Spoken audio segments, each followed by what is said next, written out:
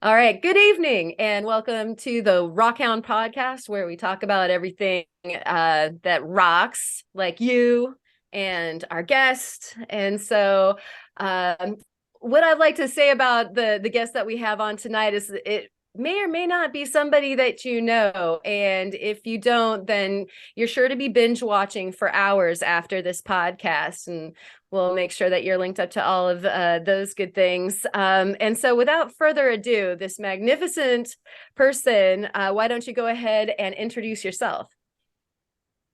Hi, I'm Greg Carter, and my YouTube channel is called Greg Stoneyard. And the reason why I was invited on here is because they really like the saw that I have and the stones that I cut on my saw. He cuts straight to the chase there. Yeah. Just like me from my saw. Unintended. Yeah, right. Thank you so much for being on, Greg. No problem. And who are you this week, Theo? Oh, sorry. Should wait. Time my drinks better. No, I timed that. I'm Theo, and I can't stop wood turning. It's becoming a problem because I'm getting nothing else done. Oh, that's a good problem to have, though, Yeah. I think. Yeah. All right. Well, welcome to the podcast, Theo. Glad to be here again. Right. And I am Karen over here on the soggy, but at least not snowy Oregon coast. And hey, where are you broadcasting from, Greg? Yeah, I forgot to tell you that. I'm in Ottawa, Ontario, Canada. All right. So we've got some folks from the Great White North as part of our community. And so I'm sure they're all waving hey at the moment. All right. And so last week we had to miss you guys, and we missed you so sorely. So sorry. But I think that we are all back in one piece. Everybody. And so I've got a little bit of the shouts to do real quick. Let's see, a couple weeks ago we were dealing with Theo's trip, and so he was back again for another time, and he had gone to the fossil-ridden Florida zone. And so if you didn't have a chance to see that podcast, it is an absolute crazy walk through the ancient bone and other material that you can find on the other coast. That was awesome. And so everybody was sorry that you were sick. Yeah, I was. It sucked. Oh, that sucked. That was painful for everyone. We were all having like a group sigh of sorrow for you there. And so that was like the overwhelming response in the comments, of course, and in the chat. And Lisa was stoked that you were back, and of course loved the fossils and the tangents, because you and I can't be trusted. No. And so sorry, Greg, that probably is foreboding. We will try not to tangent too much. That's okay. All right. And let's see, we actually did keep it under 5 hours, so it was a good time. That's good for us. Yeah. we were dangerously close to an hour, which was really surprising.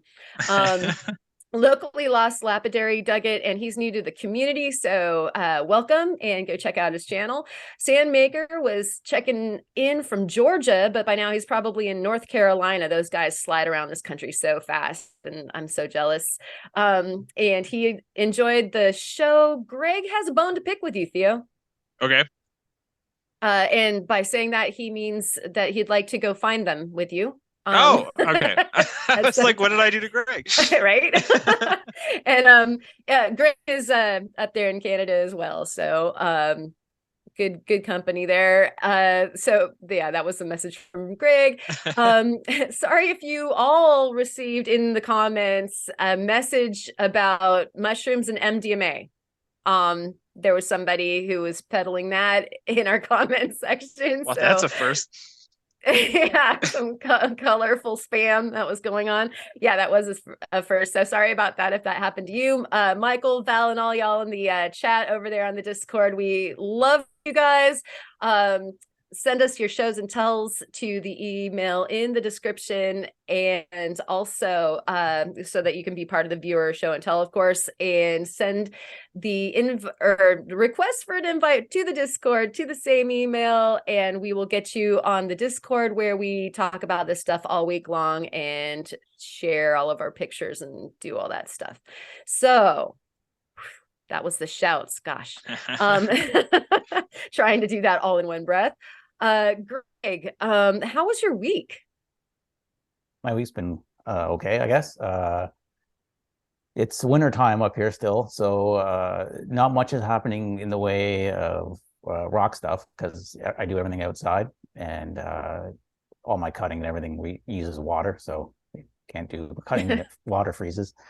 So I spend most of the winter time just researching stuff and trying to find new ways to do things. So that's pretty much what I've been doing in my spare time this week.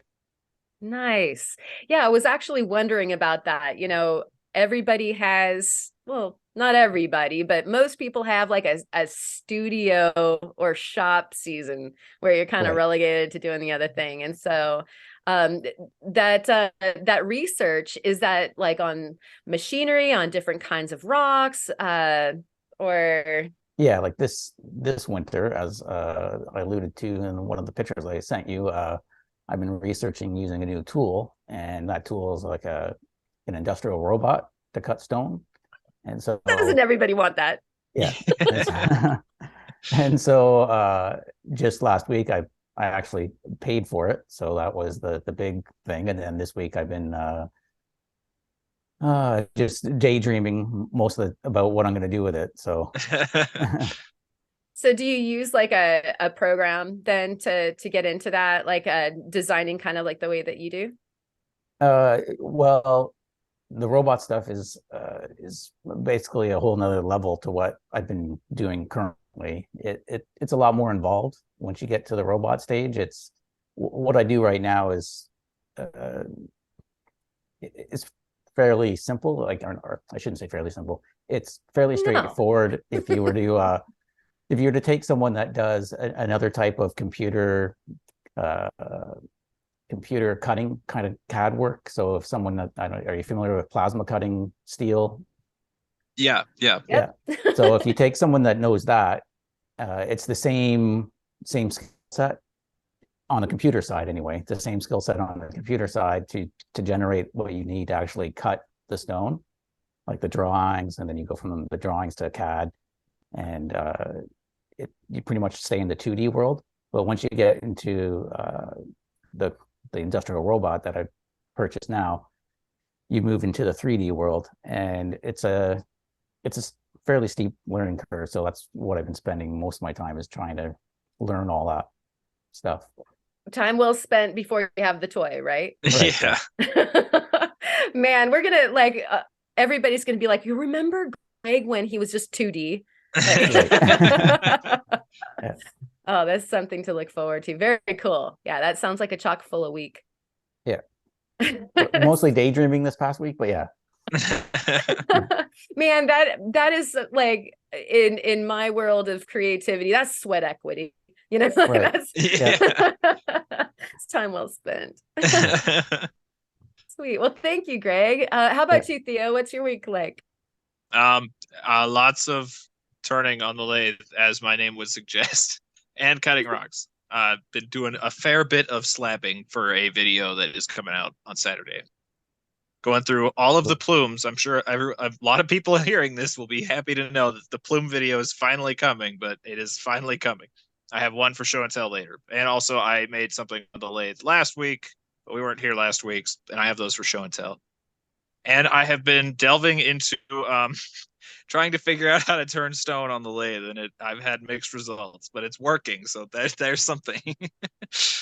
I'll report back when I have more, confirmed results. Cool. So much going on in the lab. It's mostly revolving around the lathe right now, though. Wow. Right on. Okay, looking forward to that. Can't wait to see what turn stones you do. Oh, heck yeah. Oh, yeah. Have you ever done anything like that, Greg? Lathe work with stone? No, I haven't. No. but I've looked it up, but I'm not.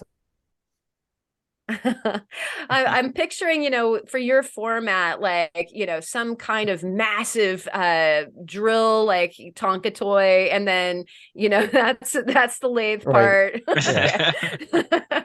We can build something for your backyard, right? Yeah. Yeah.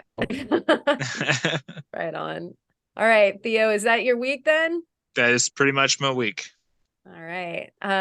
Okay. So my week was definitely full of working, and I can't seem to step off of my faceting machine. You guys all know that this is an affliction that has been going on for perhaps too long.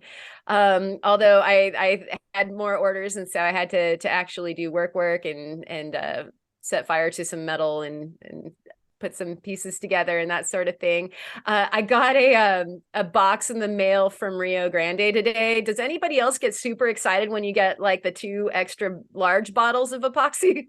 Like, so excited. Woo! All the things I can do. And so no, I mean the box was all tools and stuff like that for things that are coming, and mystery things. And so I'm excited. I can barely sit still here right now.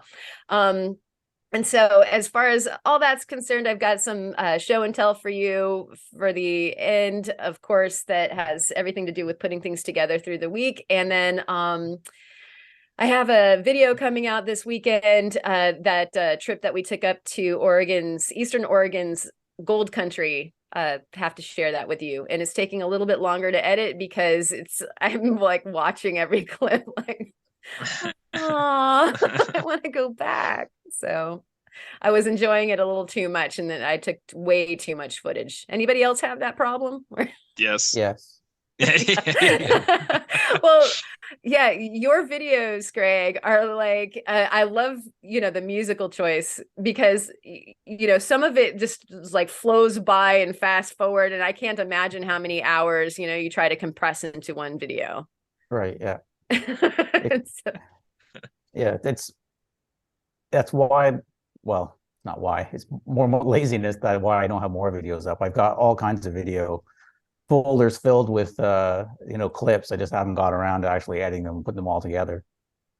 Yeah, because that, like, sitting down and going through that material, like that's a lot of time. And if you get wrapped up in your own stuff, like, I mean, usually my production videos aren't so bad, but like I really did have a good time on vacation. So like Right. actually watching every minute of the videos, and like that's, you can't do that if they're that long, Yeah. So anyways, that'll be coming out sometime this weekend, guys. And yeah, that's what's going on with our weeks. And so I think that means that we're on to the questions for Greg. But actually the kind of opener that we love is, how the heck did you get into this rock thing in the first place?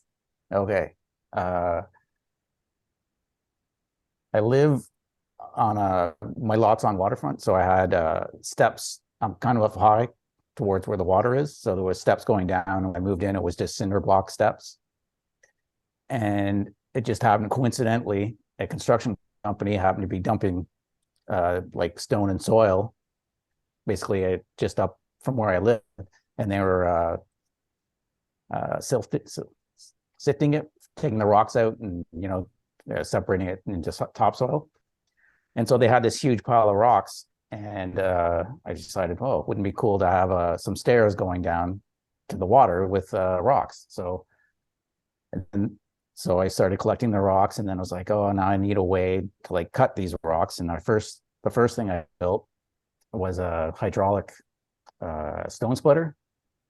And I don't know, it's on my videos, but it's at least 10 years. It's probably like 15 years old now, but it's a big, it's a big 100-ton stone splitter. So it's got 2 big 6-inch hydraulic cylinders, and then it uses what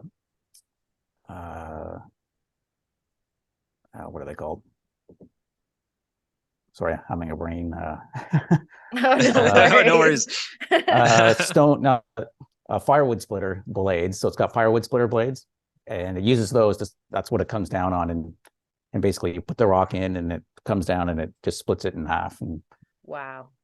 And anyway, that's what got me on the rock. And from there, I was never happy with how that worked. And so I was like, I need another way to cut these stones. And then that got me started to look at, just the regular diamond blade, like the round diamond blade saws.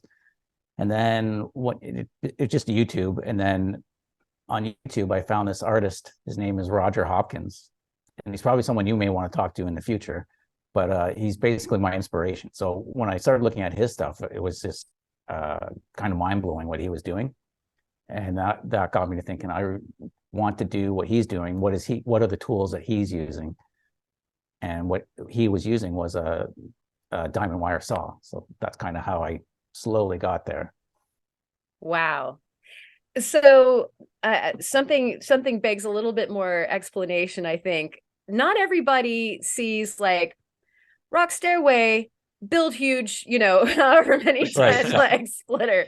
So you've got some kind of background that allows for you to be basically a Renaissance dude. Like you've invented several tools I've seen in your videos so far. Right. So what's that background? Okay. So my degree's in electrical engineering, which I've never actually practiced. It's like having a poetry degree. Yeah. So I've always done software development. So I guess, but the background in engineering is what sort of allows me to do this. But really, I mean, the degree helps a bit because I guess it makes me not afraid of reading manuals and, trying to figure out other, when I'm looking at a technical specification, it's probably helps me read it easier and understand it. But really, everything I do, like, it's kind of embarrassing because of the the workmanship and how my saw is made is not the highest. It may work, but it's I'm a little I wouldn't be bragging about my welds to anyone or anything. But as long as it's doing the job, right? Right. So yeah, so I guess it's that background that gives me the ability to sort of tackle the job. But I still think anyone can do it. You just have to put the time into to reading is basically what it comes down to. Nice. I love that answer. And at the same time, that totally explains like a couple of the pictures when you're showing like just how everything's wired. Oh, right. Yeah.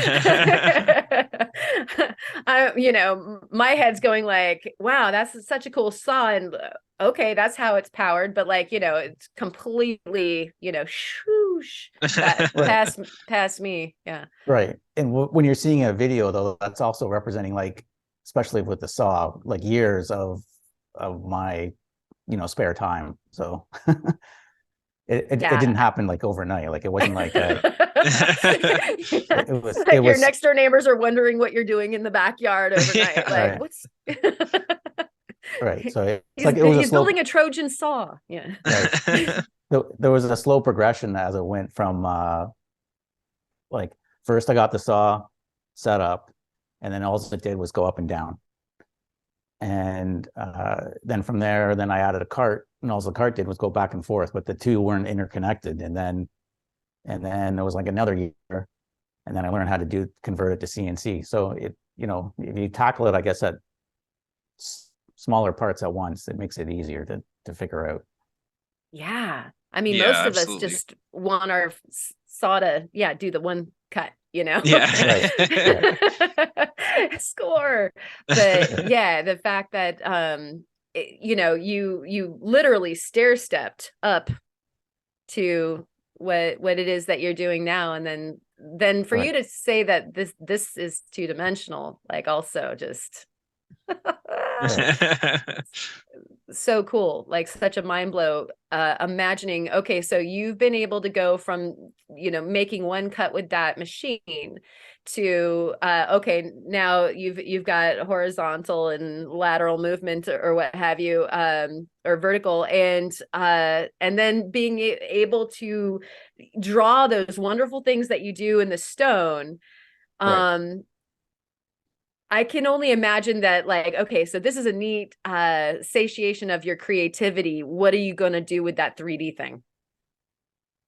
Well, I don't know, actually, just to tell you the truth. I mean, I could point you to what other people have done with theirs.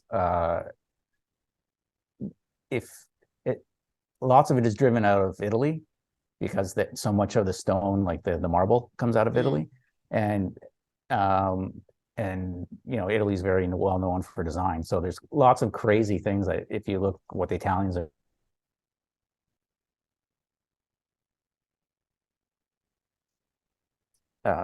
panels and stuff. They have like very 3D looking panels that they're now using to put over. Sorry, but it says my connection is unstable. Can you still hear me and see me?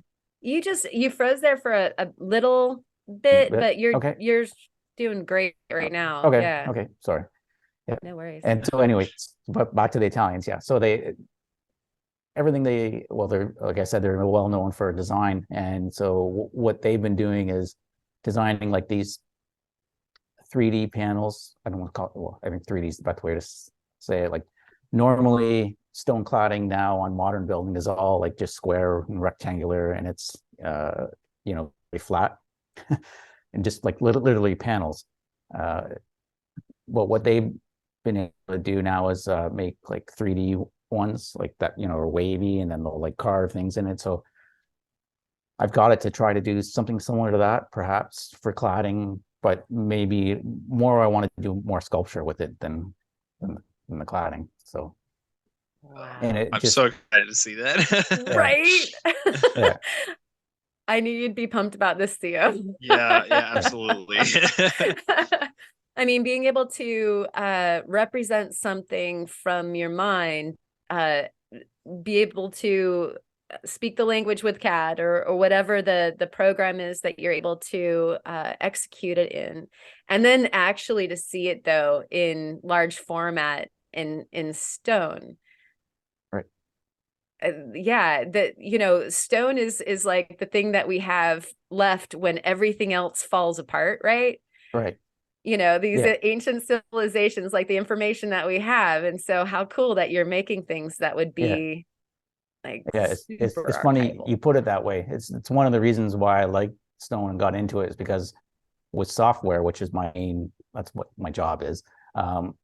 Things that at least in the beginning of my career, lots of things that I wrote only lasted for like 2 or 3 years, and then they were old and garbage, right? Like, because that's part of the evolution of software, is that you're always doing the next thing, the next thing, the next thing, at least as far as the internet goes. And so stone was drawn to me because I knew that when I made it, it wasn't going to go anywhere. Like it would, well, unless someone wants to just bury it in their yard, but hopefully they don't. Leave some very confused archaeologists down the line. Yeah. Just gonna say that we're gonna dig it back up at some point. Yeah, exactly. What's this? Yeah, that's a wonderful legacy to leave, and so much different than the ephemeral nature of like the speed of internet or technology. Very cool. Yeah, that's why they call it soft, right? Right. Yeah. So soft. Theo, do you have a question? I do actually. So I do a lot of hand carving when it comes to stone, and one thing I find is that I have a hard time with harder stuff. I want to carve, something like agate, but it's so hard that it's just not worth it. So I end up doing a lot of marble and soapstone. So I wanted to know, with your tools, do you have a specific hardness range that you look for, or is it like a specific type of rock that you work with more often, or could you potentially do anything big enough? I typically stick to like the granites and I'll make sure I pronounce this right. The nieces are nice. Mm-hmm. Nice. Yeah. Nice. Yeah. Because that's what is around here. Well, in Ottawa, the only thing that's around here is limestone.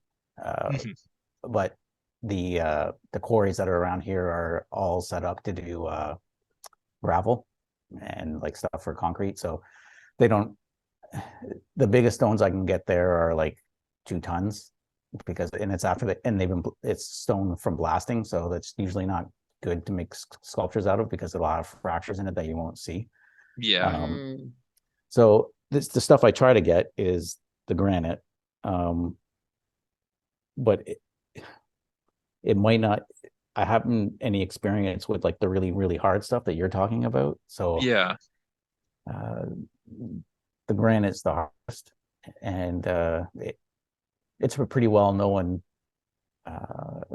stone to work with because of all the countertops and stuff. So it's pretty easy for me to just to say I'm using granite, and they just tell me what.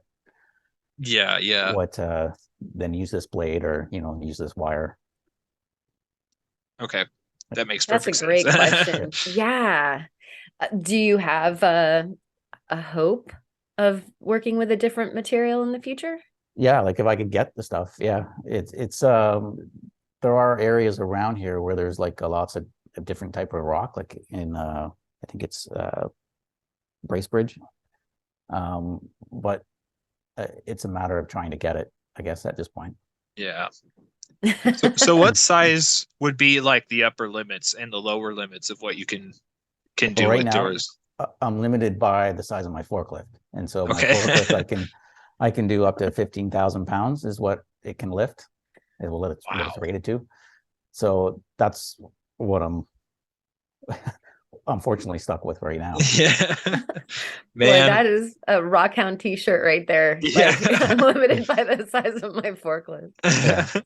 I was gonna say, yeah, I don't even want to know what the shipping would look like on that. But in the Black Hills in South Dakota, they actually quarry rose quartz, hot pink rose quartz.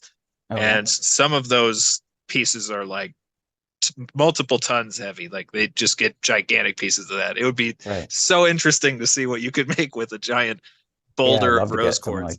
I'd love to get something like that. Oh wow. Gosh, yeah. How do you get, you might need to pop into like Tucson or something like that and get one of those, like a big whale by those standards, just to like, yeah, let's have this guy do this thing. Yeah. For the Smithsonian or something. All right. So if you're out there and listening and you are that guy, you know where to find Greg. Yeah. Yeah. As long as the 15,000 pounds are under him. Will the robot help you do more, do you think, or is that going to be a smaller format thing? It will definitely. It depends on the operation that I'm doing. If I'm doing milling, most likely smaller, but it also has what's called a rotary table. So the robot, like you set the stone on the rotary table, and that way if it's able to get to all sides of it. And I think the reach is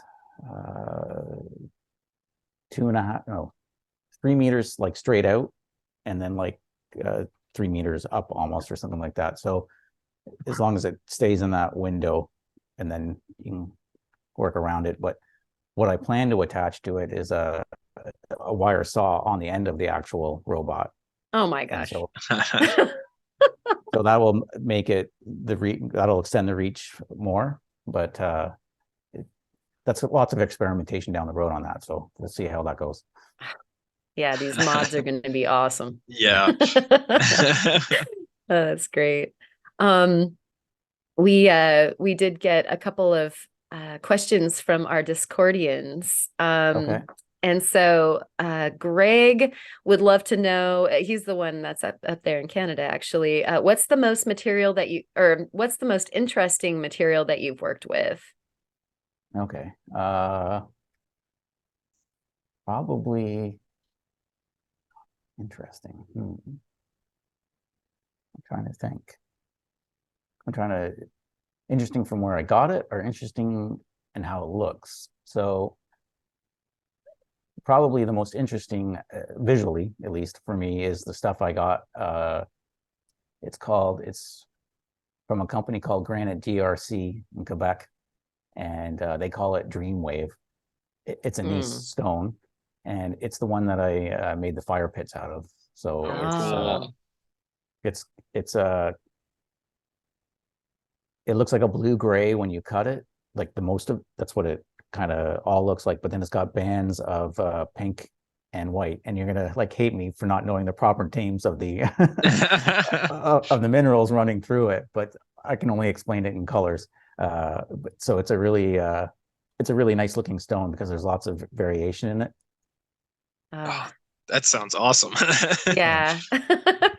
And it's something when you have something in a small format, like so you have a hand sample, or you might even have a specimen size something. There is something completely different. It's like looking at a piece of Rothko, painting, Right. where you have the entire visual field is filled. That's one of the things I love about your sculptures, is that you are immersed in the experience of it because it gets to be big. Yeah, Right. absolutely. Yeah, so It's a scope that is not seen very often. no. It's really Right. cool. It's one of the things that people go to, like, of course, the museums or to a thing like the Tucson show, to go and like sit in a geode, Yeah. Right.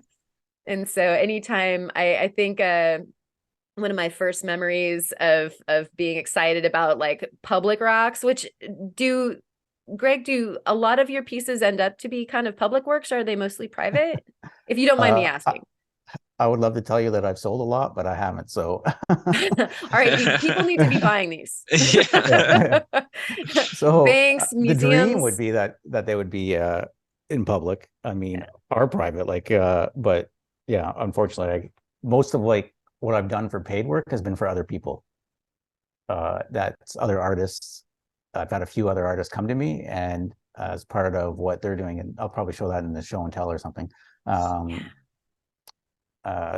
They need stone cut for something that they're doing. So then they found me on YouTube and said, "Hey, can you cut me some stone?" And that's mostly what I've done for paid work.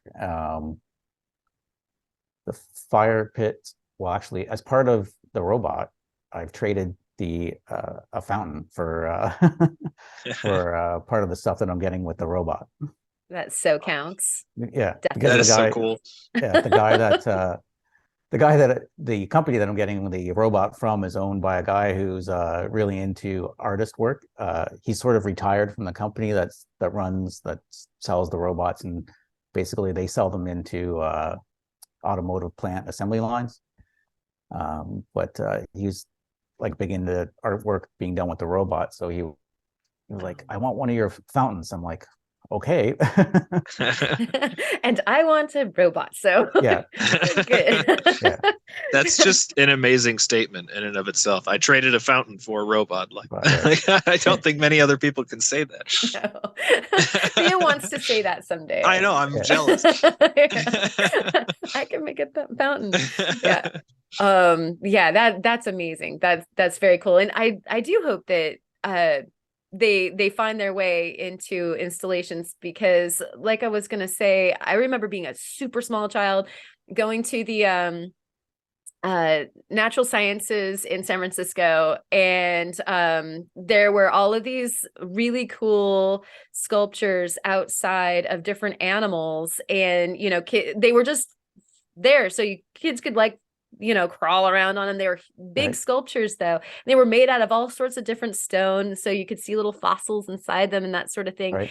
And as a kid, being able to make that the connection to both art and rocks at the same time at the Hall of Natural Sciences, all your mind is getting blown anyway. And so I think that there's definitely a place in the world that needs that's hungry for it.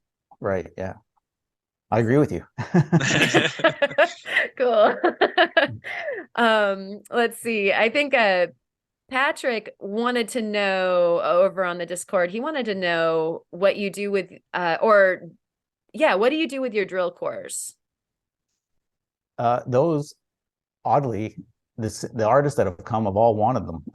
I just have like a big pile of them, and they all ended up sifting through them and like thinking that they're like really neat, and lots of them have taken them with them. I'm like, yeah, we'll take whatever you want, because I just want to get rid of them.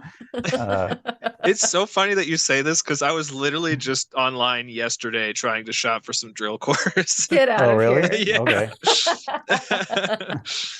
Yeah, I was asking for a friend. Yeah. Yeah. Well, I thought, because I'm trying to figure out the stone with the lathe thing, and I'm like, well, that might streamline the process if they're already like cylindrical blanks. So I Right. was trying to see if I could find some, but there's like none online that I could find. Right. Yeah, we got to find like someone in mining because I'm sure they'll have Yeah. like just tons and tons and tons of them. Yeah, exactly. I'll gladly some, but most of mine are cut with using a 1.5 inch bit. So I don't know, they're pretty small. They're only like by the time they're cut, they're only like an inch or so and a bit bigger. Oh yeah, that's actually perfect. I don't have a super big lathe, so right. That's actually like pretty much exactly what I was hoping for. Okay. Like, ideally a 1 inch to like 1.5 inch was the range I was hoping to get a hold of. Okay, well, they're buried in snow right now. It's still winter here, but yep, same here. I'm in Montana, so I totally know what you mean. Yeah. But come spring, if you still want them, I can fish them out. Oh, I would happily take you up on that. Okay. That's so cool. Thank you so much. You didn't know your shopping had ended. Yeah, I didn't either. Awesome. Do you have another question, Theo? Other than that? I'm just still mind blown by the scope of just the process in general. It's still hard for me to wrap my head around. Like, it's so cool. We've had so many jewelers and wire wrappers and some carvers and lapidary artists on, but none of them come close to the scale of what you work on. And I just think it's so cool. Right. Yeah. And I have a good amount of experience carving by hand, but my upper limit is like 7-8 pounds. So seeing someone work with stuff that's like multiple tons is it's mind blowing. Right. It just comes down to like, having something to move it really is. Yeah. I hesitate to call myself an artist because I wouldn't. Yeah. I don't know, when there's lots of people who I think they can look at something and know what they want to do with the stone and they can realize it with their hands. I'm not that person. I usually when I have a stone, I stare at it in my yard forever, and then I just I come up with something that's, well, I think is kind of simplistic, but says kind of the stone as well. So anyway, I don't know where I was going with this statement, but other than you're talking about scale. Sometimes I think I gravitate towards the larger things because I'm trying to make up for my lack of skill to do the fine detail work. I don't know. Wow. I mean, like, considering the scale, people like how long is your saw?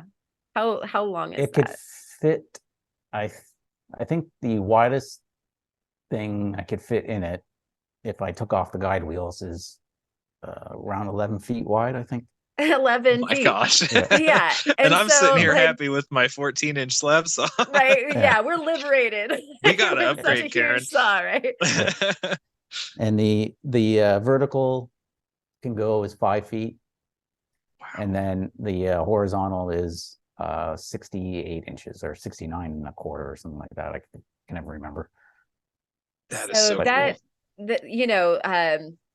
Being able to do size instead of like considering intricacy, I just see these as just, different sides, like the obverse of a coin or something like that. Just like how making something with your hands as opposed to making something with your brain, they're just two different organs. Oh, you know absolutely. what I mean? Yeah, we're still in the same ball game for sure. Right. Yeah. You should mention intricacy. Sorry, because when some of the artists that came and they wanted something cut, they gave me what they wanted to do an inlay for the first, and I had never done an inlay, and they came up with these very intricate cuts, and I told them, I go, I've never done anything like this. I don't know if it's going to work, and I'll show it in the show and tell. But we ended up doing it was only like a foot by a foot piece, and then we did like the inlay was inside of that, and it was very intricate cutting, and it actually the saw worked fine. It's kind of hard to describe it to you without showing it to you, but it's funny that what they saw was something very intricate with using my saw, and I don't usually look to go too intricate, but I probably should. Yeah, it's interesting. That's kind of the particle accelerator, that working with other people that are creative, you get this like exponential thing that happens, and you might even get like knocked a little off course as far as what you thought you were doing. But I think the purity of having something large and then having large format execution, and like say in your fountains, add water, and I think that on a smaller scale, like none of that would work.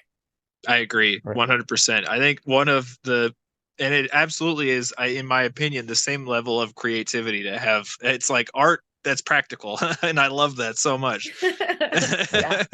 Because let's say like this, which is my show and tell, which I'll show later. I'm just going to show the base every time I bring it up until show and tell. Yeah, because everybody's going like, well, what? Yeah. Like this in my opinion falls into the category of knickknack. It's really cool and they're really fun to make, but it serves no purpose whatsoever. When you can take a multi-ton rock and turn it into a fountain, that's awesome. Like that is art. It's so cool. Or a fireplace, or I mean, even the things that, like, one of the things that I really like about your execution is it's very organic. Yeah, I was going to say that also. It doesn't feel contrived beyond the nature of what it is. Yeah, it's like more harmonious, in my opinion. It's like that wabi sabi stuff. Right. Yeah, that's probably why the stones sit in my yard for those fountains, the recent ones I made, I had the stones in my yards for over 10 years. And I just couldn't, I kept looking at them going, what am I going to make out of these things? And because they were like, they're cubic, right? They're rectangular, like long shaped. And I was like, I could just, every time I looked at them, and I didn't want to waste them. So I was like, what am I going to make out of these? And then finally 2 fountains came out of them. So it was it was like one after the other. So wow. So after the gestation period, they were bam ready to go. Yeah. But I'm imagining you like, sitting in the shadow of your monolith, like trying to conceive what it was that it wanted to be. And at the same time, as an artist of many different media, I will stare at a blank canvas. And if it's a big canvas, like a 6x5 or something like that, which I absolutely love working large format as well. Yeah, it's like a bit of an investment before you lay your hand on that thing. It's like, wow, this is a little too precious sometimes, it feels like. Right. Yeah. I was gonna say, I know the scale is not really comparable, but I know you and I both commiserate with that, Karen, where have a piece of just stone that we know we want to do something with, but no idea what it's going to turn into. Like sometimes I'll have a rock sitting on my bench for years before it finally tells me what it wants to be. Right. Yeah. Yeah. You don't want to waste it, because you put that time in, either you went and found it, or you paid money to have it shipped to you, whatever. It's like, yeah, exactly. Yeah, and I think that like honestly, the bigger the more intimidating, in my opinion. But yeah, I used to have people come in. I used to have a gallery, Greg, and I'd have people come in and see some of the just ambient sample stones that I had, like traipsing around the jewelry. Oh, this is pretty, and people, oh, I want that. Can you cut that for me? It's not time yet. And it was very definite. Like I couldn't even like kind of work around either like most of the stones, they hadn't told me like, okay, I definitely want to be the shape or whatever. But also I knew that with some of the stones, and I'm doing this right now with faceting, I'm not touching you until I have the talent. Yes. Yes. I will not ruin you. Absolutely know what you mean. Yeah, that's definitely part of it, because I couldn't do probably with what I wanted to do with the stone until like 2 years ago. So it sort of sat for another 2 years while I could actually figure out what I wanted. But yeah, I totally understand having the skills to put into the stone that you want to. Yeah. Yeah. And so, I mean, it's a quandary or a schlep 22, because you're thinking like, I can't wait too long. Like, Right. I won't have the skills if I don't do the thing. Right. Then at the other Yeah. side of it, you just know like some things are so special. And so I would just think that like trying to get the large format stone, and when you said the fracture thing, like that took it to a whole nother level for me. Like we work in small format, and when something falls apart on you, it's still not okay. But Right. I can't imagine it being huge. Right.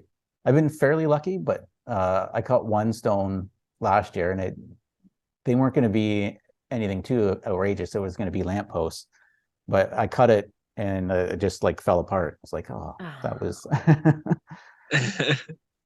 I can give you a Yeah. 2-foot lamppost now. Several, yeah. Yeah. Several. Right on. Hey, Theo, more questions? I just wanted to say that I love hearing these different, because to me, art is not so much the final result, it's more the process of problem solving. And it's so cool hearing this totally different set of problems to solve that I've never been faced with before. So your medium is fascinating, and I love your work. Oh, cool. Thanks. Well, I'm still surprised you guys wanted to talk to me. So anyways, yeah, I mean, I should probably start posting more on YouTube, but for sure. Like I know for sure that there's going to be folks like Lisa and Greg and Ken, and these people will be like, Yep. okay, so where you at, man?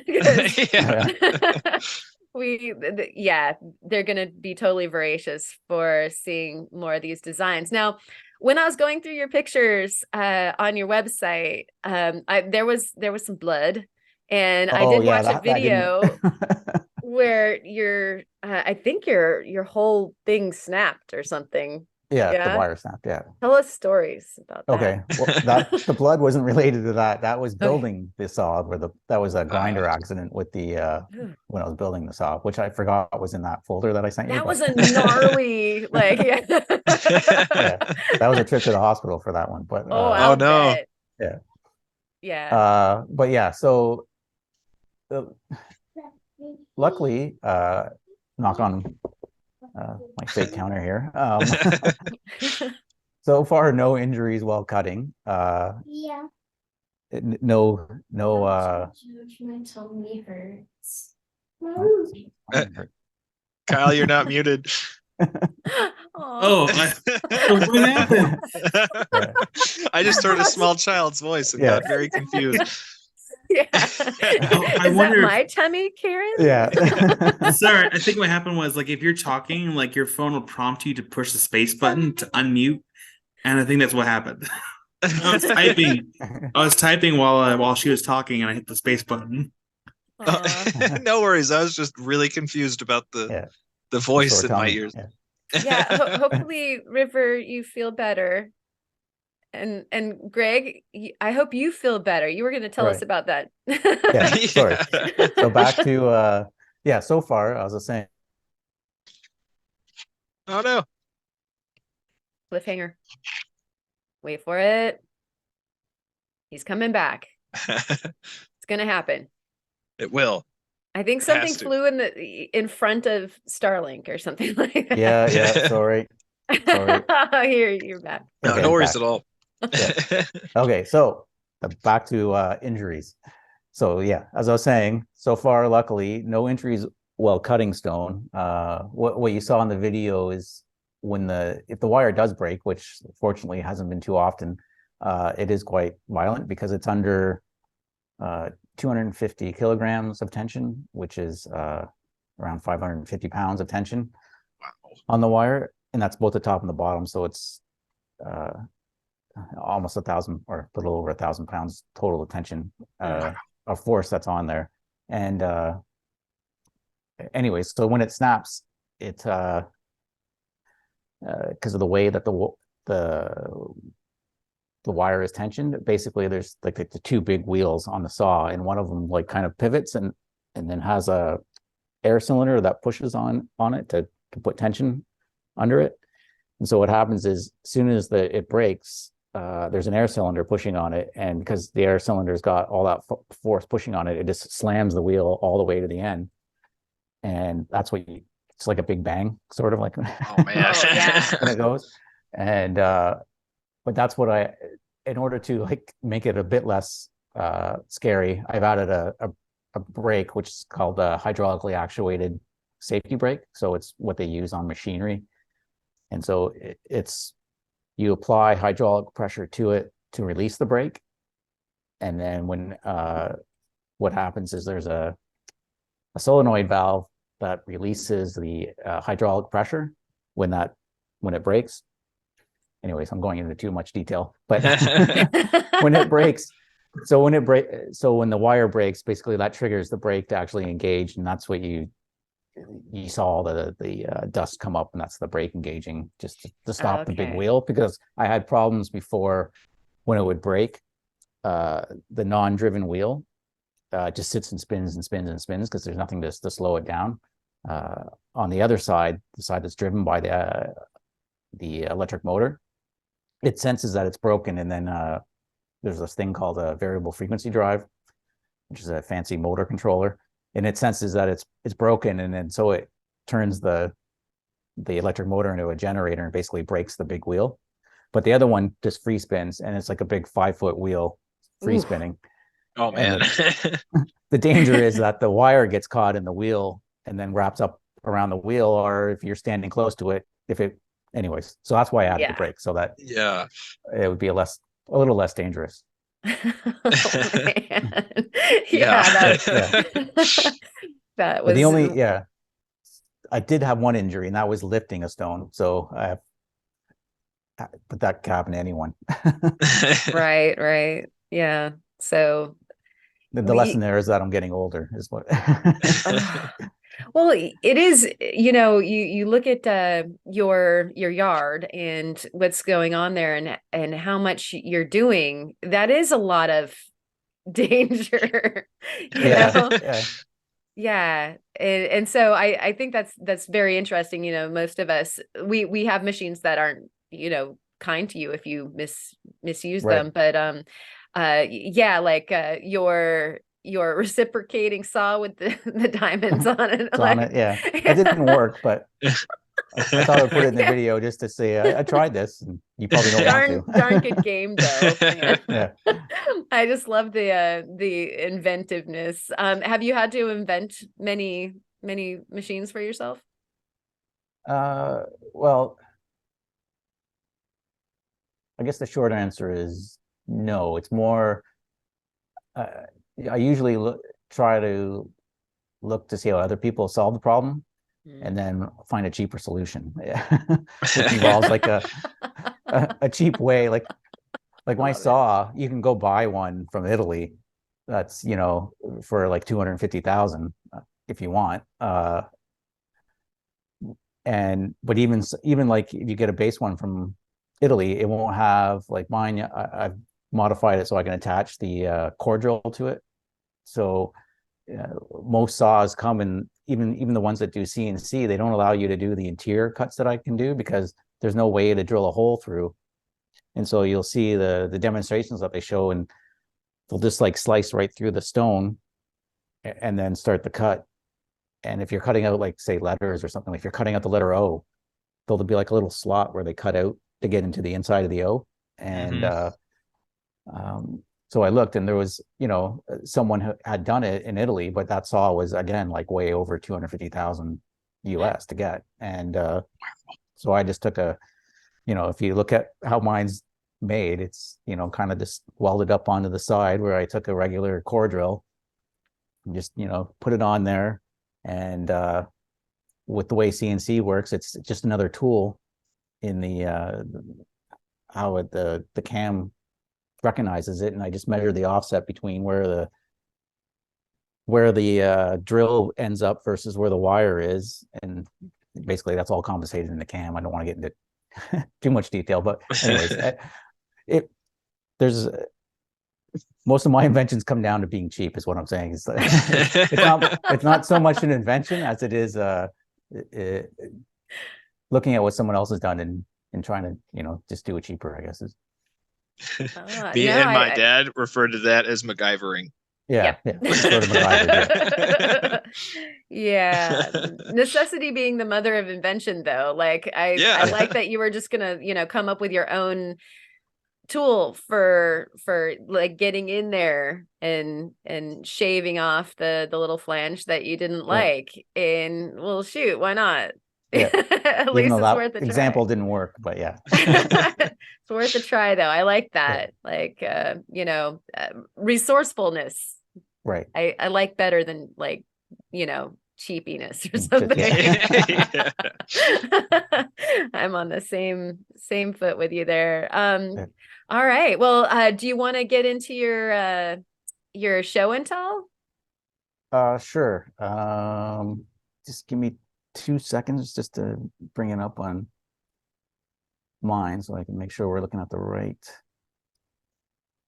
stuff together. Works recent. Should I share my screen at this point then? And then it might make it easier for Kyle, actually. Yeah. He's muted. Oh, there he is. I just put River down for bed, so I'm back now. Okay. Would you like Greg to share screen if you can? Oh, go for it. Yeah, absolutely. Okay. See, he's enthusiastic. Saves me so much time in editing. I'm sorry, Kyle. I can't do that today. Can you see my screen then now, or? Yep. Yes. Yep. Beautiful. Okay. So, I guess for show and tell. So this was when I was trying to describe that when you was asked what was the most that interesting case bar, stone? you think? The pink? Yeah. Yeah. Okay. Yeah. That is so cool. It's beautiful. That's an example there. And then for intricate stuff, this was the one that I was talking about. So this is actually 2 separate cuts. So that's so this is the inlay that I was talking about. Oh yeah. Oh, cool. Okay. And so you see it fit in there like really, really well. The one that's crazy. Yeah, it did. And so these were building stones. They came from a university library that was torn down in Nova Scotia, Canada, or no, New Brunswick, Canada. Sorry. And it was part of so this is a part of a show by these 2 artists, Miranda and Amanda. And I'll fail if I attempt to describe their show or their exhibit correctly, but basically they went to the quarry where the stone was originally quarried from, and they attached listening devices to the native plants and recorded the electrical impulses, and from those they came up with these shapes. Whoa. Oh wow. That is a very cool concept. That is really cool. That's then there's a lot more that goes into their show, like it's audio and visual. So if you were to watch a video of this, there's audio being played in the background, and the music was generated again from those same signals that they generated or recorded. Sorry, not generated. Wow. That is really cool. Yeah. And so this is like smaller scale stuff. So these, to give you an idea of sort of the intricate cuts that you can make with the saw. That is really intricate. Yeah. Man, that slots so well. Yeah, like that was lost on me when I was looking at these pictures before. I didn't get that those weren't just hewn out of the stone, that like those are actually fitting into. Like that is so amazing. Yeah, so these are all cuts that we did. Wow, that is so cool. Yeah, but just to be clear that these are their designs; these aren't mine. So I was simply the person that cut the stone for these. You just did the hard work. No, don't say that. They did it. This one's a little less. It's not quite intricate in this, but I had an artist. He had. This is at a big bank in Montreal. They have these big 2 office towers, and they were doing this, trying to get people to come back into the office after the thing that won't be named. Yeah. And so these were like little work areas that they were setting up. And so originally his design had these big boulders, and like even the seats were going to be made out of boulders. And he contacted me, and I'm like, oh yeah, I'm all in, but I'm going to tell you, the things that you're looking at, they're going to weigh like 6 tons at least each. And then he's like, oh yeah, no problem. I'm like, okay, well, you're going to have to like contact the place where you want to put these and tell them that you're bringing in 6-ton rocks. Yeah. And I don't know if you can tell here, but it's on the 2nd floor. Like it's Oh. Right. Yeah, you can see so it make now. sure to get in Yeah, touch with the so- engineers too. yeah. 'cause- So Yeah. they quickly came back and said, no way are you bringing 6-ton rocks into our facility. In fact, we had to fight. I think it was even, I don't know if it was this one or there's one more. I think there's one more slightly bigger than this. And I think I estimated that it weighed 900 or 900, 800 pounds. And they were still freaking out about that. But this is, I made the benches here and Gorgeous. went and cut all these things. But these are fun. This was fairly straightforward stuff. The biggest thing on this is I cut it down here and then did like I'm sure you've probably seen it. It's called flaming, where you take like a oxyacetylene torch and go along the stone and it like flakes off. Have you ever seen that before? Yeah. Yeah. Oh, that's super cool. Yeah. So And- these rocks, did you have to go find them, or did you? Yeah. These are all rocks that I happen to have in my yard. Lots of them were cut-offs from other things that I had made. Like I think if you saw on my website, there's a couple of white tables that I made. Uh-huh. Like big Mhm. outdoor coffee tables, and some of these are like the cutoffs from doing that. But End cuts. Yeah. That's yeah, awesome. it would have been. It started off as a lot bigger project, but that's what happens when you work with rock. But this one's like, again, that Dreamwave stone, the one that's got the really like that's not polished or anything. So that's what I was saying. It's kind of like a blue gray Wow. Yeah. in there. That's It's Yeah. got so lots of cool. nice, and then the Oh man. Yeah, your work needs to be in, art museums and stuff. right.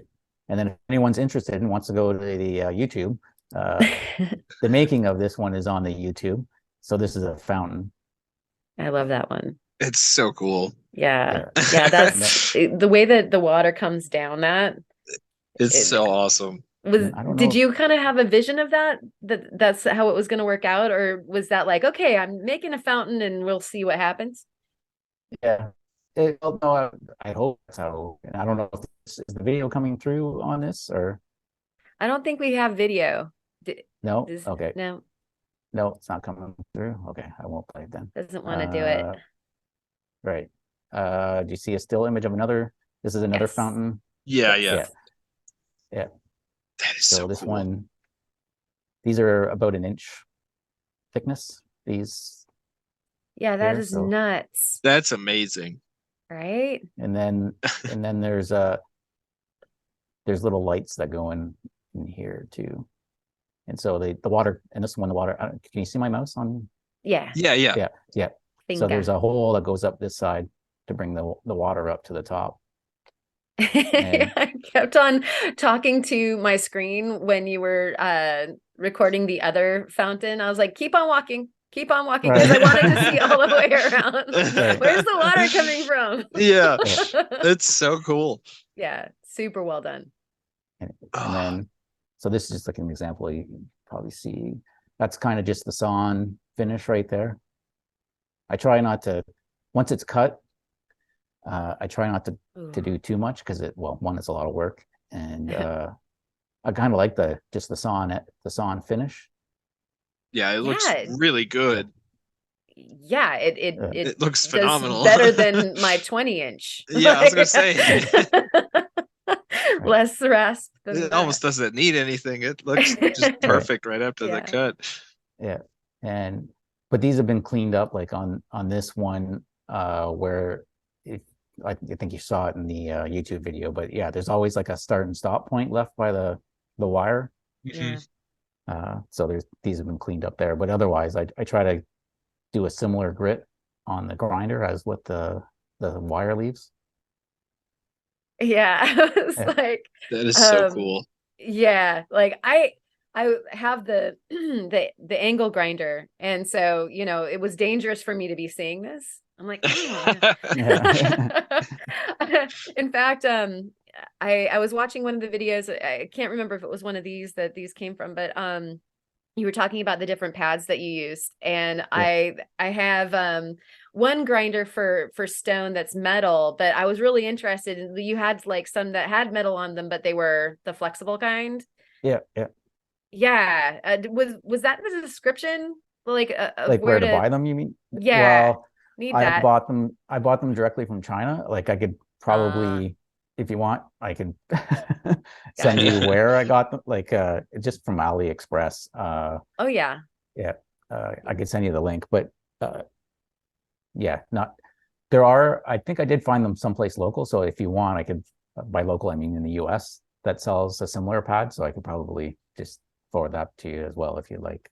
Yeah, I think that what the challenge ends up being, and it's I'm sure that you end up like going through a lot of different trial and error, and or watching a lot of other people working their stones on YouTube, because you see what's available, through like the myriad of things online, and you wonder Right. what works. Yeah, Right, but yeah. what works? Like I don't want to be wasting my time. This is going to take a lot of time already, Yeah. Oh, I have Yeah. one video of what doesn't work. If on my channel, it's an old video, but if you see me, I've got a big hydraulic saw that's got is it 36-inch blade on it? Anyways, 36 diameter circular blade, and I tried cutting with that, and it's basically a big handheld. Oh my gosh. Yeah, That's nuts. yeah.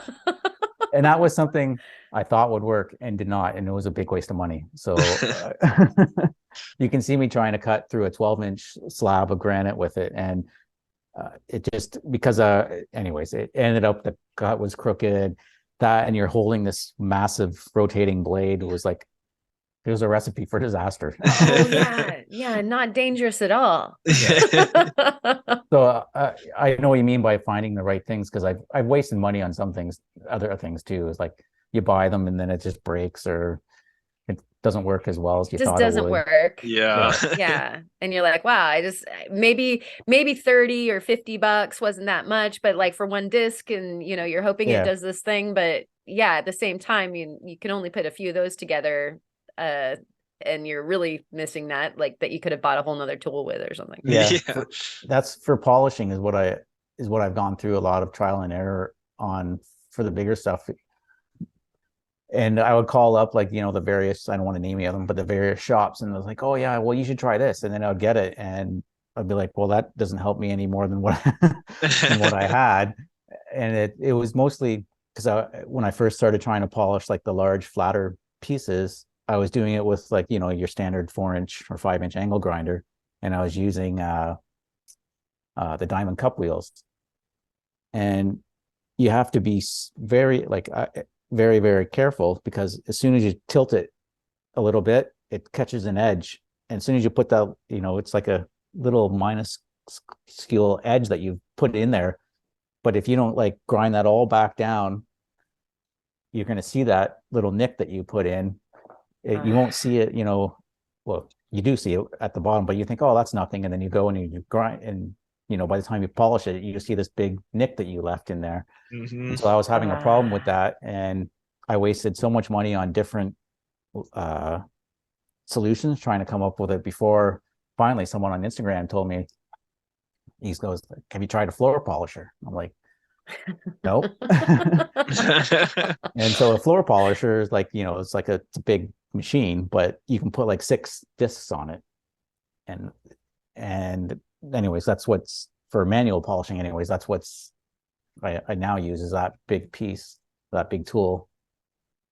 And now I don't have to worry about, because it's so large and it's weighed down. I don't have to worry about like tipping the grinder, which was what I was having the problem with before, doing it just by hand. Oh, that makes so Yep. much sense. Yeah, absolutely. Yeah, and not something that you really think about, although like I think anybody who does any large flat surface doesn't like it. Yeah. The larger and the flatter, the more of a headache you run into, like with exactly that, like inadvertently making divots at some point in the pre-polish stage, and it ends up like being full of scratches by the end, like a puddle of scratches, and you're like, Yeah. get to go back. Yep. Start over. Curses. So that's it for my show and tell for the work. Unless you wanted to look at like the actual saw, but I don't know what. Why don't you pop that up? Because I think that the viewers, they at least need the tantalizing vision of this saw. It's insane. Yeah, it really is. Okay. I'm just gonna stop sharing for a second so you don't see my whole the guts of your computer photo album. Right. I mean, there's nothing bad on it, but just so you. Okay, where is the saw?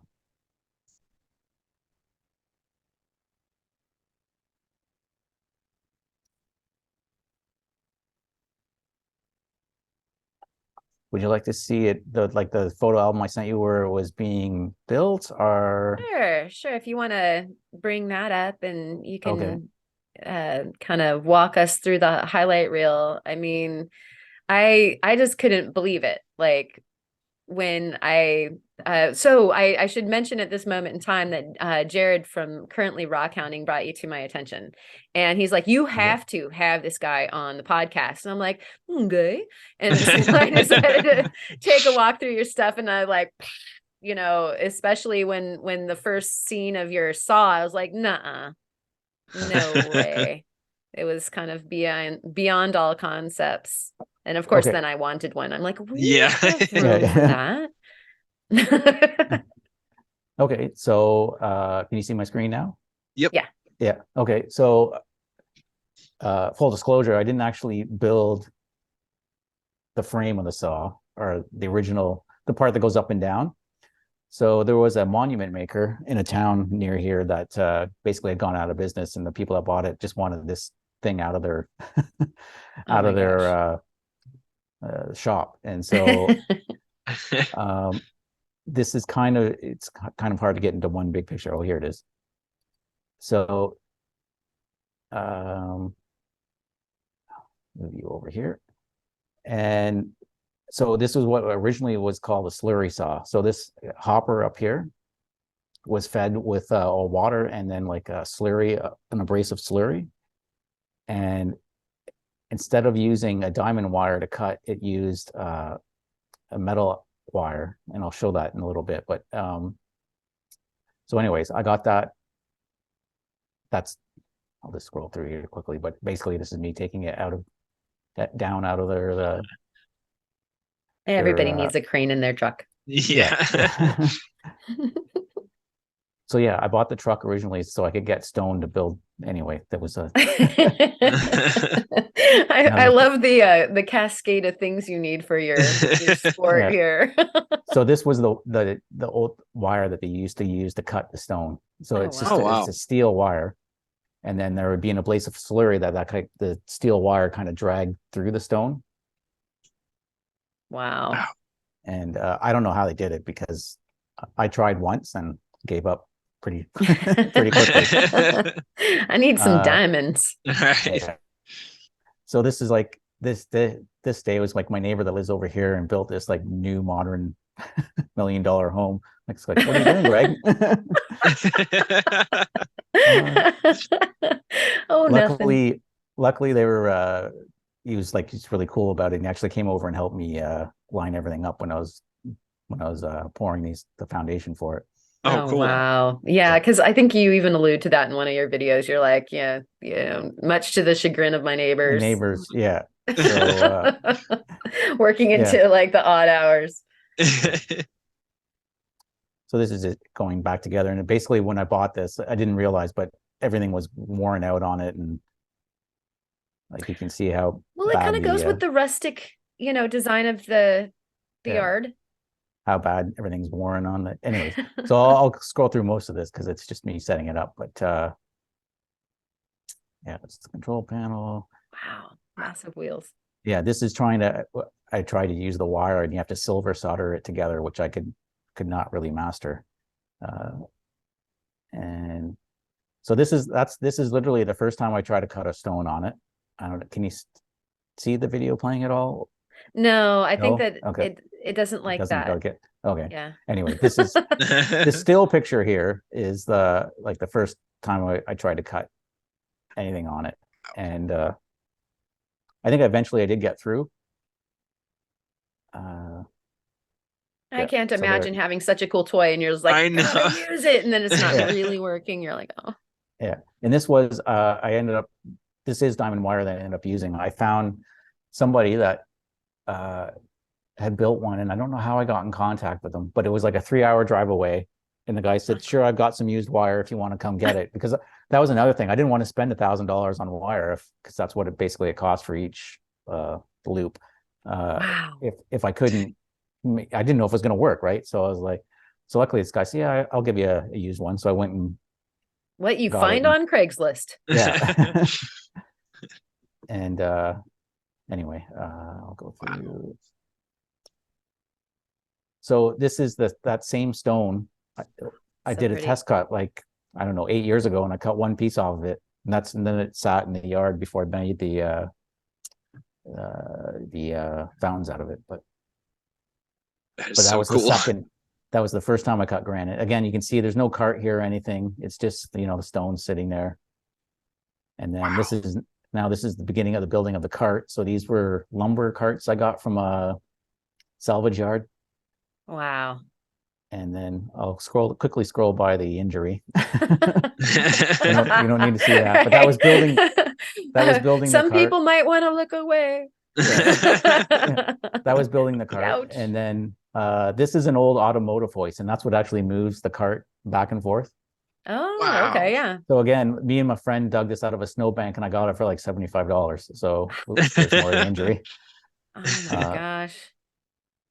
But it's just, there's nothing like, besides the CNC part, that's the most advanced part. The actual mechanicals of the actual saw are pretty, nothing's changed from what this guy was doing 60 years ago with this saw, like the up and down part. Like it's just, I'm using the exact same winch, a different motor, but basically the same mechanism. Wow. That is really cool. That is. And then these are new. The wheels, I had to get new wheels because the ones I had were all kind of warped, and I thought that's what was giving me lots of problems. And anyways, these were ones I ordered from China, and surprisingly back then it cost only like $250 to have these big 5-foot wheels shipped from China all the way to basically Montreal. So wow, dang, that's crazy. Yeah, that sounds like you got lucky. Yeah, it's gone up now, but yeah. I presume that's a custom order and not something standard that they make. Right. Well, it's crazy. You can buy a saw that does everything that mine does, except for like what I was talking about, attaching the drill to it from China for, well, by the time you get it here, it would probably be 35 to 40,000 US dollars. Oh, wow. Actually, that's less expensive. I guess maybe only because you were talking about the Italian jobs that actually should make you coffee if they're going to cost that much. I want an espresso as well. But yeah, there's the two dogs. Yes, about earlier. Doggies. Yep. Yeah, it's honestly not as expensive as my brain would have expected, honestly. Right. For what it does. It's not bad. I probably spent about 20,000. I think the original saw that I got out, I only gave the guy like $1,000 for it. But there was pouring the concrete and it's all kinds of little things I bought that didn't work. But that's the actual saw. And then if we go back and I look here's like cutting. So this is more, again, the video is not working, but there's a stone set up to cut. And then this is like a picture of it's a video too, but that's gives you an idea of what's on the screen of the computer. Yeah. And that is so cool seeing them Wow. side by side like that. Yeah. Yeah. This is zoom in here. So this is like I've cut out the piece and I'm kind of pulling it out in between the two cuts at this point. What do you do with your scrap pieces of those like cut out little holes? Because that's just really cool in and of itself. I was gonna say I would be making art out of that too. Yeah. So far, most of them are just littering the yard. Some of them I've started to actually do things with because I got to start cleaning up the yard. Wow. Yeah, they're beautiful. Like even the structures that you pull out of the so rocks. Cool. Yeah, that's cool. And so you can kind of it's kind of a messy job too. Like so in a real, if this wasn't in my backyard and this was like in a a proper business setup, you have to do something with the slurry because it's amazing how much that you produce of when you're only cutting like a little slot, but it's so much that, and you can kind of see that down here. Yeah. And so luckily I live kind of on a rural road, so what I do is I just shovel this all up every few cuts, and then it goes into the big pile of gravel that we use to level out our road. Sounds like a great recycling project. Yeah, pretty much. I mean, I have a water saw. It's a 10-inch. And there's a fair bit of grit every single session at the bottom of that thing. And so when I release it into the bucket and I throw it around the yard, I can only imagine, because I'm just working so small format. But we do understand like how much grit is involved with cutting. And so I guess I'll end it here. I'll just show a close-up picture in case anyone's maybe this next one's better, what the wire looks like. Oh, whoa. Everybody was thinking this. That's not at all what I expected it to look like. So underneath, so this is underneath this black, this is like a black plastic, and then there's a spring that's, you can kind of, I don't know if you can tell, there's like a spring the way that a Fordham works type thing. There's a spring under there, and that helps hold each of these beads, and these beads are sintered diamond. And you can also get electroplated, but electroplated is mostly for like softer stones like marble. You would be eating through those too, I would think. Like sintered, I'm sure, is more expensive, but it's gonna be lasting you. And so you can see but they're about 8.3, I think, is what these are supposed to be anyway, beads on this one. And I think, and then the big thing for me was finding a supplier that could give me a connector that can be separated. So these actually thread together.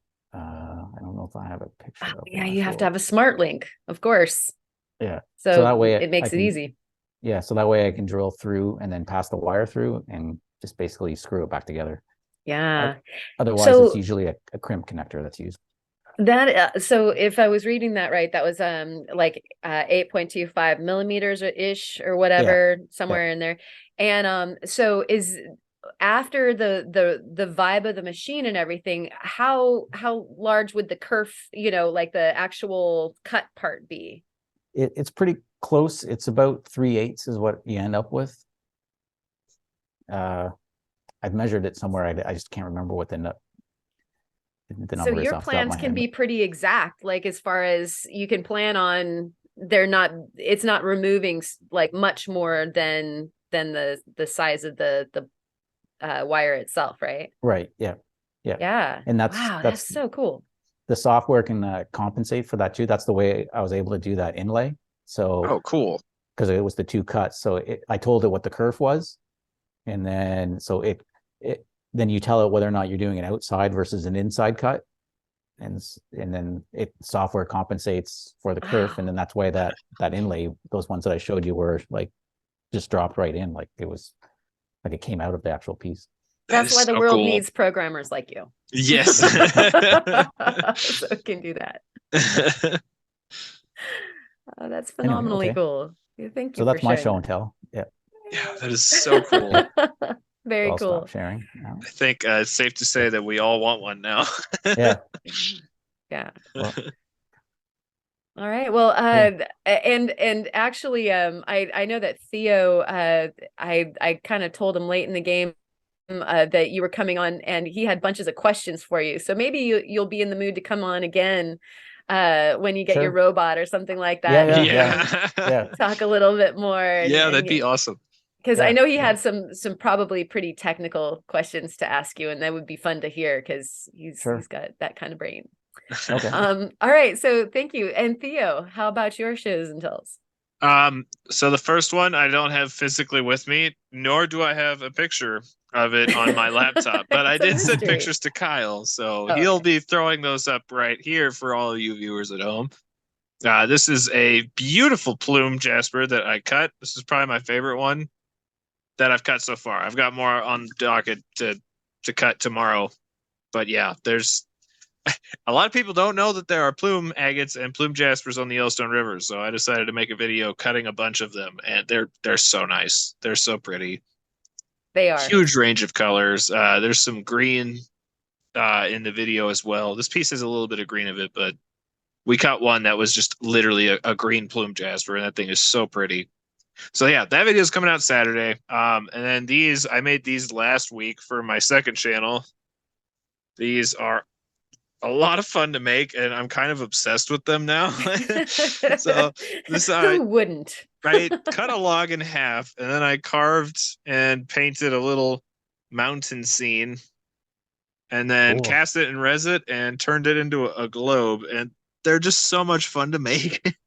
I'm kind of obsessed with them now. Yeah, so, I absolutely love that. You've got like the frozen tundra there. Yeah, and then we've got the desert mountain. Cool. So do you have to go ahead. Sorry, do you have to polish the polish that to get it so you can see it? Yep. Yeah. So yeah, you cast it into like a cylinder, load it into the lathe, turn it, and then I put my finish on the wood and then buff the whole thing. Wow, it's really nice. Thank you. Yeah, I think this one's my favorite. That desert mountain came out so nice. Yeah. That really is. I'd be making little worlds and like nothing else. Yeah, I have like 20 more environments planned already. It's probably not a good thing that I did this because I can tell that these are going to be taking a lot of my time. They're so satisfying. It was a cool idea, and then I made the first one. It's probably not a good thing that actually it is a good thing that I brought them home because they have been at the shop, and I just kept finding myself like just playing with it because they're just so satisfying. That resin takes such a good polish. They're like glass clear.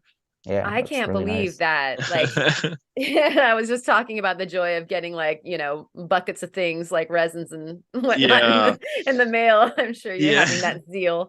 Oh, absolutely. Yeah. Yeah, it's always a good day when the new order of resin shows up. I have a few more planned for these, so we might have to make a series making mountains, or not even mountains, just landscapes. Next one I have planned is pretty close to home for you, Karen. Oh yeah. So I'm planning on doing a rocky cliff on a coastline, and then a lighthouse right in the middle. You should totally do. You went ahead. Do it. Like, if I send you pictures, will you do it? Yeah, for sure. Oh my gosh. Oh, cool. But then you gotta thread through some wire and make like the lighthouse light up. Actually, my mom and my sister, when I showed them this, they're huge Lord of the Ring nerds, just like me. So my sister was like, "You need to make Minas Tirith," and I was like, "Okay." And then my mom's like, "Okay, I don't know how you're going to do this, but you need to figure out how to do like the lights during the beacon lighting scene and then string up some lights inside of it. I'm like, that's going to be a process, but I'll try to figure it out for you. Nice. Plus, I don't know what the copyright looks like on that. I feel like I'd probably be able to make that video, but still. Well, they didn't come after you for Scooby-Doo, right? Yeah, I guess that's true. I mean, Scooby-Doo is old enough at this point to be like, what's the term I'm looking for? Public domain. Yeah, public. Yeah, Scooby-Doo's public domain at this point. like, like the songs of the old 20s. Yeah, exactly. Right on. And I was gonna say happy birthday, but it's not true.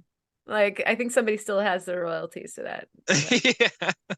So, I wouldn't be surprised. We had to digress at least once. Yeah, is it really a podcast with that one tangent? Yeah. So yeah, these are my show and tells. Those are beautiful. I love them so much. I'm so obsessed with these things. They're gorgeous. This is what I was referring to earlier when I said that this is essentially a knickknack. Like, it's awesome and I love them, but they serve no purpose. Well, there's there's definitely a world for that. Like, it's like the fidget spinner for somebody who needs something bigger. Yeah, it is absolutely. Just like that's a really good way of putting it. Actually, this kind of is a visual fidget spinner because I just find myself like just staring at it. Yeah, oddly pleasing. Yes. Awesome. Well, thank you. Mm-hmm. All right. So as far as my show and tell went, I first sent Kyle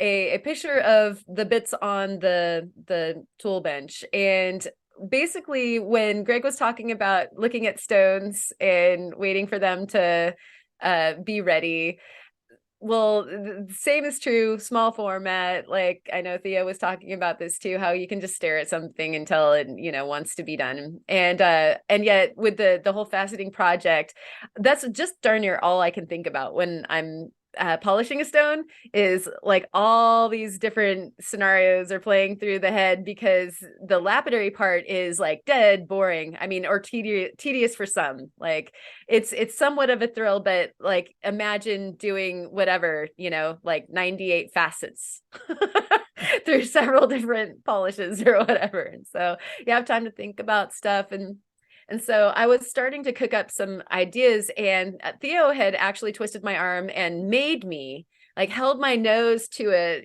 like the 280 grit, to try a piece of obsidian, right? Oh yeah, I remember that. That was like 3 months ago.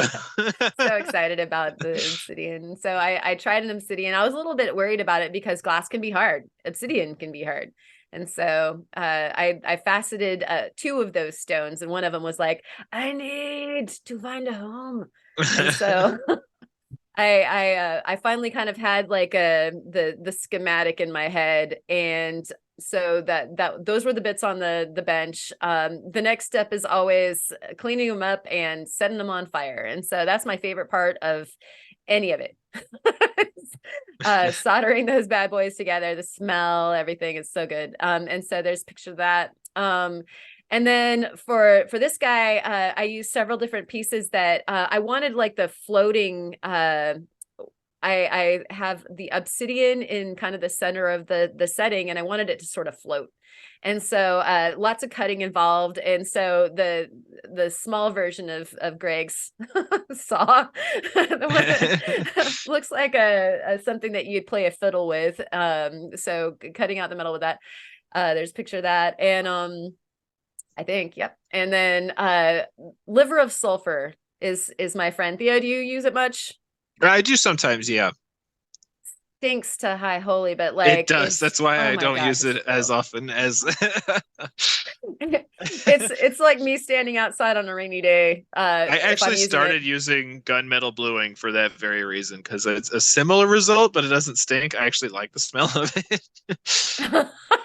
It smells nice. There's a pleasing smell to oxidizing metal, but sulfur doesn't do it. Yeah. I actually do all of those treatments outside. Like they aren't allowed inside at all. especially God forbid if you were to like tip one over. And so there's a picture of like the jar of like, who knows what's in that jar. It's such a pleasant color of yellow. And so the liver of sulfur is next, and then a bunch of setting the stones, both obsidian and sunstones, which of course I had to add a sunstone to this design because sunstones. They both cleave like crazy, Yes. like the glass of obsidian, like you look at it wrong and it wants to make an arrowhead out of itself, right?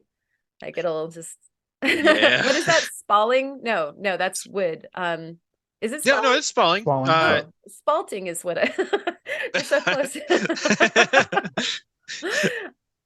Yeah, and so at any rate, yeah, I like to prong set a piece of glass or obsidian, like is you're putting pressure on the prongs, like total stopping the heartbeat and not breathing. And then same with the sunstones, they have a fracture that loves to happen, and so I had to stop my heartbeat for that one too. And so there's a little picture of me setting the stones, and then the polishing, but then the end result is the necklace. And there's some pictures. Let me see if I can. There we go. And so you can see the setting design with the floating obsidian, and then Heck yeah. the sunstone kind of floating down there at the bottom. And then the oxidization that the liver of sulfur does just gives it that darkness. And so if you can see, I did some stippling into the metal here to like actually have kind of like an ombre from dark to light of the sterling silver. And then, of course, the stones are in the obverse of that. And then that also gives color to these, because sometimes shiny just doesn't do it. And especially with the obsidian, it didn't want to be shiny, like, it's the dark side, right? Mm-hmm. And so that's the back. So you can see like the floating design there too. Yeah. And so did you get any prisms in your cut? What's interesting is that I don't know, but when I was taking some of the video footage, it threw different colors. And so maybe that is that. I think that is that, because I remember that was what why I sent you down that rabbit hole in the first place, because I was talking about how whenever I facet Apache tears, if you put enough facets on it, they'll make prisms, because it's glass. All glass will make prisms with enough faces. So you were like, oh, I got to try that. So I was hoping that you got some prisms out of it. Yeah, I think I'm going to have to, what is it? The Portuguese? The Portuguese rounds. So I'm probably going to try that. And see if I'm interested in all of the teeny weenies now on the dial. At first I was just like, I only want a few facets. Yeah, that's how I was when I started. Right. But then you learn that the smaller the facet, just like Greg's like huge faces of stone, hard to get the scratches out. It is, yeah. Smaller facets, easier to get. They polish way easier. So much faster. And so I'm learning that. So more work means less work. I turn the index style more and I have less work. And so pretty much willing to do that.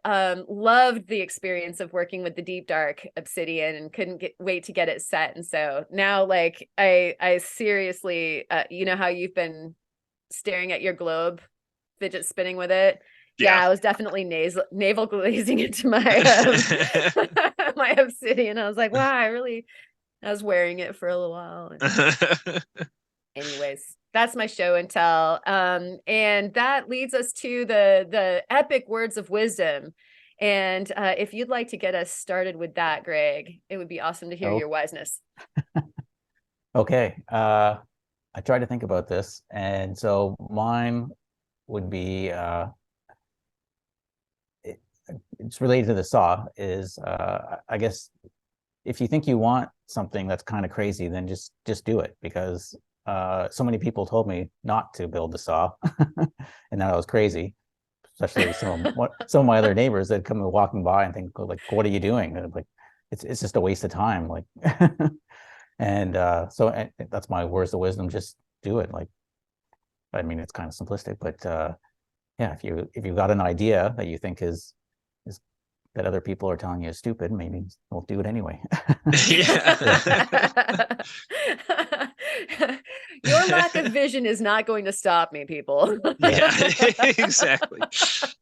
I love that. Yes, do it. Definitely. Thank you. That is the best. We're glad that you did. Yeah. Yes. And well And done. And don't look up what bylaws you'll be breaking when you do it. So That's the ask forgiveness, right? yeah. Yeah. Awesome. Thank you, Greg. How about you, Theo? Mine, I think this week would be stay curious and experiment, because that has to do with my trying to figure out how to turn stone on the lathe. I haven't figured it out yet in an efficient way, but once I do, that's going to be really, really cool, and can open the doors for some pretty cool stuff. And I don't think I would have ever given it a shot had I not just like said, well, okay, what's the worst thing that can happen? Let's chuck a piece in and spin it. Oh, it's cutting okay. Not as much as I would like, but it's working. Okay, we can figure this out, like when you're grabbing a wood lathe and, like, I want to cut stone on this.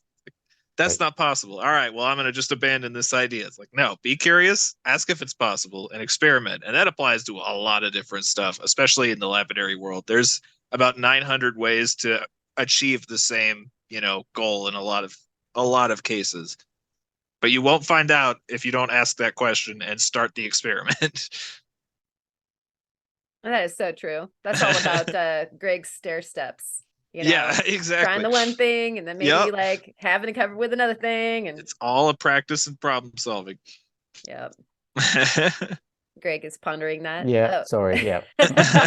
Sorry, I froze. Right. It was the perfect ponder pose, though. Yeah, it was. Very stoic. Well, thank you, Theo. That was awesome. And mine is listen. That's it.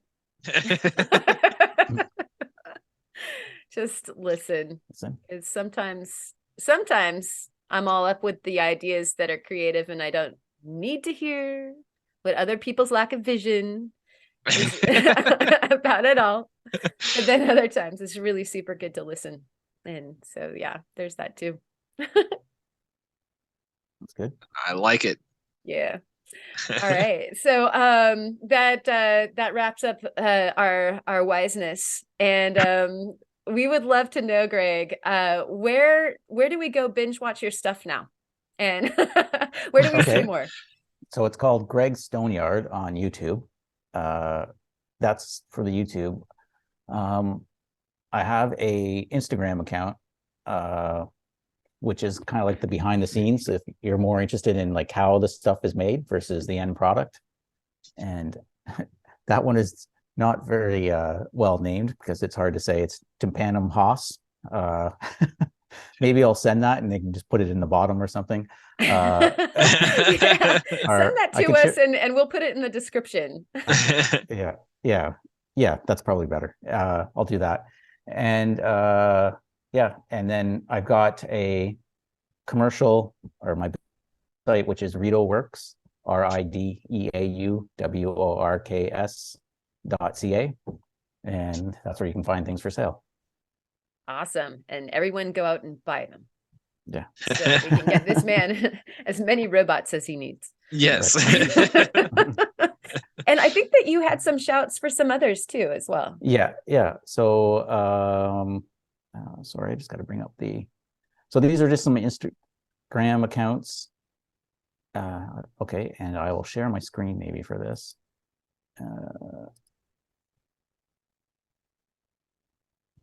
And can you see my screen? Okay. Yeah. Yes. Okay. Yes.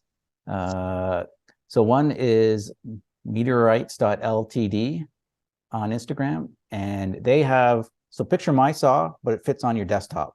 Oh, wow. Oh, what? And they cut meteorites, and mostly cuts meteorites, but I think he's cut other stones on there as well. And it's a great Instagram account if you just want to see them being cut and cut with a similar saw as mine. Oh, cool. Another one is Nice Things, spelled GNEISS. And that's jewelry made from like a granite niece. Ooh, Oh, can't wait to cool. see that. Yeah. And it's all handmade. Well, and it's it's just nice because it's all made from the niece. So I just find it, because since that's the similar stone that I work with. Yeah. And then Australian Outback Mining. I think I might it's- follow them actually. Yeah. So they have a saw similar to mine. I get the idea that he doesn't like showing too much behind the scenes. But anyway, if it's lots of gemstones and interesting looking stones from Australia, and he gets bigger ones that he cuts on a saw like mine. So I thought that if you like my saw, you might like that one. And then the final one is Rock Artist One on Instagram, and that's Roger Hopkins. And I think, as I said earlier, he was the guy that sort of my inspiration. So maybe someone you'd like to get on the show too. If you go there, you'll see lots of really interesting stuff done. And he doesn't show much how it's done. Mine, if you go to my Instagram, I like showing how it's done, but you'll see lots of similar stuff that I do, and you'll see where I've been inspired from. Oh, cool. So, Definitely gonna check that out. Yeah, so those are my ones that I followed that I thought some people that follow your channel might like. Absolutely. Thank you. Yeah, Yeah, I seriously. know we're always we work a lot. Like Theo's always working, and yet our treats are to go follow, like dive down a rabbit hole of links like that. Yes, absolutely. Got to go get your inspiration on, right? Yes. Right, Well, oh my goodness, thank you so much, Greg, for coming for on the having me. show, spending the time, telling us about these things that, I mean, really phenomenal work. Yeah, that you absolutely. Well, thanks for having me. And do. your Yeah, work too. and we'd love Both to of have us. you on again. Okay. Yeah, definitely. Fantastic. And thank you all for tuning in and making it to the very end of the show. Make sure to send us your shows and tells to the email in the description so that we can include you on the next viewer show and tell, and we'll show off your stuff and tell us a story about it. And same email will get you an invite to the Discord, where we talk about this stuff all week long and share our shows and tells there, our questions for each other on, like, what is this, or how do I get over this problem, and much more questions. You get to ask our guests questions. And so hit us up for that. Emails in the description, and you know what to do. Go out there and rock however it is that you do that rock thing. So you might be cutting rocks or sculpting rocks or finding rocks, or all the rock things. So from all of us here at the podcast, you rock on, and we will see you next week. Cheers. Bye. Bye.